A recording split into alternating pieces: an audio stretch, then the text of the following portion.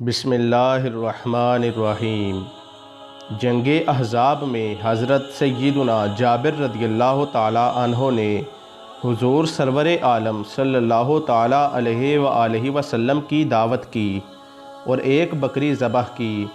حضور جب صحابہ کرام رضوان اللہ علیہ مجمعین کی معیت میں جابر کے گھر پہنچے تو جابر نے کھانا لا کر آگے رکھا۔ کھانا تھوڑا تھا اور کھانے والے زیادہ تھے۔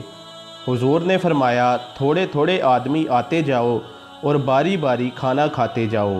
چنانچہ ایسا ہی ہوا کہ جتنے آدمی کھانا کھا لیتے وہ نکل جاتے۔ اسی طرح سب نے کھانا کھا لیا۔ جابر فرماتے ہیں کہ حضور صلی اللہ علیہ وآلہ وسلم نے پہلے ہی فرما دیا تھا کہ کوئی شخص گوشت کی ہڈی نہ توڑے، نہ پھینکے، سب ایک جگہ رکھتے جائیں۔ جب سب کھا چکے تو آپ نے حکم دیا کہ چھوٹی موٹی سب ہڈیاں جمع کر دو۔ ہڈیاں جمع ہو گئیں تو آپ صلی اللہ تعالیٰ علیہ وآلہ وسلم نے اپنا دست مبارک ان پر رکھ کر کچھ پڑھا۔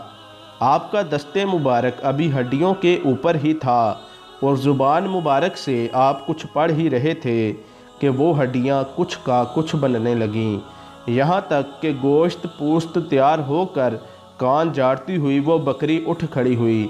حضور صلی اللہ تعالیٰ علیہ وآلہ وسلم نے فرمایا، جابر یہ لے اپنی بکری لے جا۔ وآخر دعوانا ان الحمد للہ رب العالمین۔